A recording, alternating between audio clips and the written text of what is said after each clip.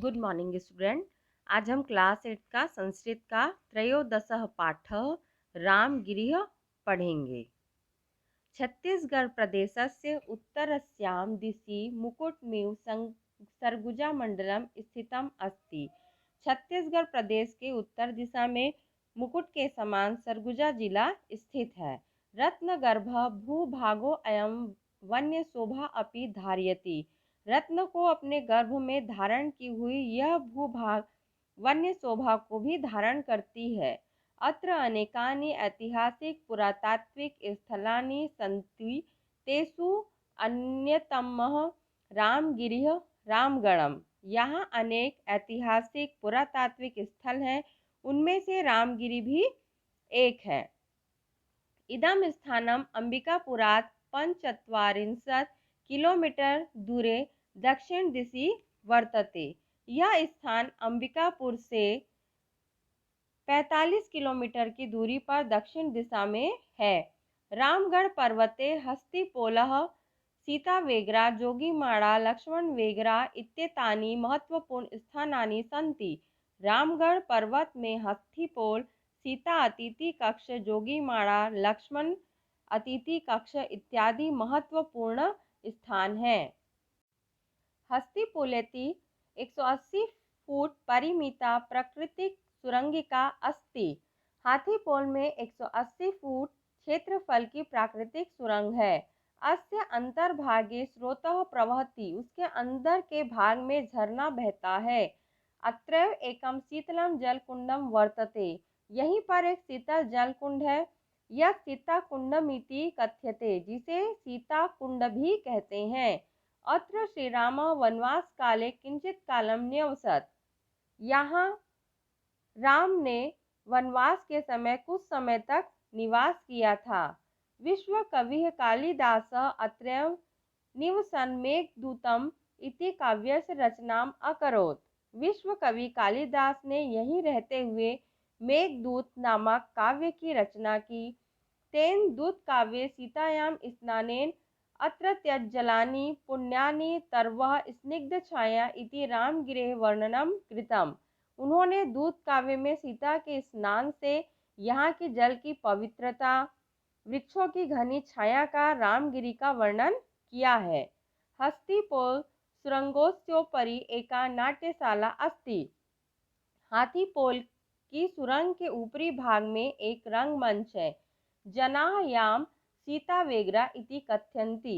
लोग उसे सीता अतिथि कक्ष कहते हैं। पुरातत्वविदः सीता वेगरा गुहां ख्रीस्ताब्दात् द्वितीया तृतीया वा शताब्दी पूर्वा प्राचीनतमा नाट्यशाला इति मन्यते।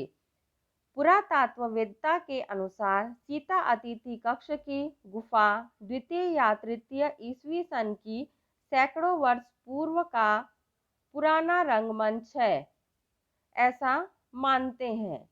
इयं नाट्यशाला बृहत्शिला कर्तव्यत्वा निर्मिता। यह रंगमंच एक बड़ी चट्टान को काटकर बनाया गया है। अस्याः रूपांकनम भरत मुनि नाट्यशाला शास्त्रे कृतम्। इसका रूपांकन भरत मुनि ने नाट्यशास्त्र में किया है। इयं नाट्यशाला आयताकारा अनुमानतः आयाम 44.00 विस्तारः 15 इति क्षेत्रे परिमिता।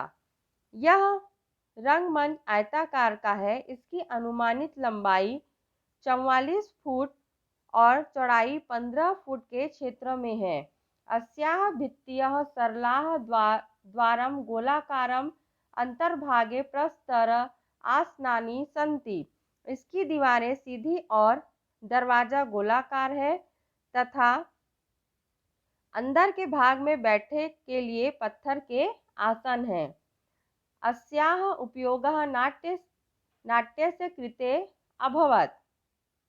इसका उपयोग नृत्य, गीत और वाद्य के लिए हुआ था।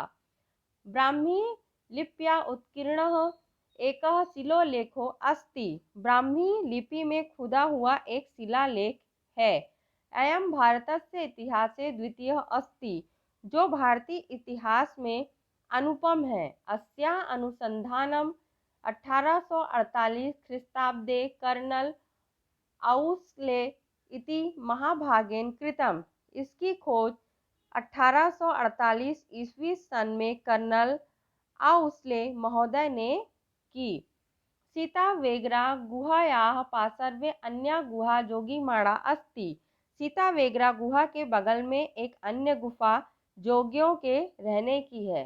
अस्याः भित्तयः वज्रलेपेन प्रलिप्ताः सन्ति। इसकी भित्तियों पर एक प्रकार का लेप लगाया गया है। छदि भित्तिषु च पत्र पुष्प पशु पक्षी नर नारी देवदानव योद्धा हस्तीनां चित्राणि सन्ति। छत में और दीवार पर फूल पत्ते पशु पक्षी नर नारी देवता दैत्य और हाथी पर सवार योद्धाओं के चित्र हैं। ऐसा भित्ति चित्राणां विशिष्ट महत्वम् अस्ति। इस भित्ति चित्रों का विशेष महत्व है। भित्ति चित्राणां प्रकाशनम् 1904 ईस्वी डॉक्टर ब्लासः भारतीय चित्रकलायाः विज्ञः R.A. अग्रवाल महाभागः च अकुरुताम्। दीवार के चित्र का प्रकाशन सन 1404 ईस्वी में डॉक्टर ब्लास और भारतीय चित्रकला के जानकार R.A. अग्रवाल महोदय ने किया। अस्याः पाली भाषायाम् एकः शिलालेखः उत्कीर्णः। इसका पाली भाषा में एक शिलालेख खुदा है। शिलालेखे रूप दक्ष देवदिनस्य देवदासी सुतनुकायाः प्रणय गाथा वर्णिता अस्ति। नाटकों में रूप सज्जा का काम करने वाले देवदिन और देवदासी सुतनिका की प्रणय गाथा का वर्णन है। जोगीमाड़ा गुहायाम् अग्रभागे अपरा लक्ष्मण वेगरा गुहा अस्ति। जोगीमाड़ा गुफा के आगे दूसरी लक्ष्मण वेगरा गुफा है। पर्वतस्य उपरि एकं सिंहद्वारम् अस्ति। पर्वत के ऊपर एक सिंह द्वार है। द्वारस्य प्रस्तरः बृहत् आकारो अस्ति। द्वार के पत्थर का आकार बड़ा है। तत्र मूर्ति तडागावशेषाः प्रमाणयन्ति यत् इदं क्षेत्रं पुरा दुर्गम आसीत्। वहाँ मूर्ति मंदिर तालाब के अवशेष प्रमाणित करते हैं कि यह क्षेत्र प्राचीन काल में किया था।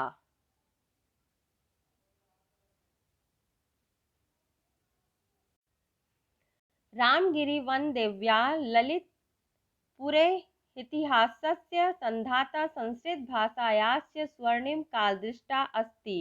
रामगिरी पर्वत वनदेवी का और ललितपुर के इतिहास का तथा संस्कृत भाषा का स्वर्णिम कालदृष्टा है।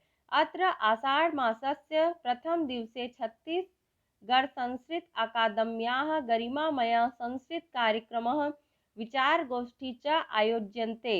यहाँ पर आषाढ़ मास के पहले दिन छत्तीसगढ़ संस्कृत अकादमी का गरिमामयी संस्कृत कार्यक्रम और विचार गोष्ठी आयोजित होती है। आयोजने संस्कृत भाषायाः विद्वांसः इतिहासविदः पुरातत्त्वविदः जनान् उद्बोधयन्ति। आयोजन को संस्कृत भाषा के विद्वान इतिहासकार और पुरातत्ववेत्ता लोग संबोधित करते हैं। तर्कयन्ति विचारयन्ति अनन्यो अयम् यत् रामगिरी रीत्यो। तर्क करते हैं विचार करते हैं, इस प्रकार रामगिरी अद्भुत है।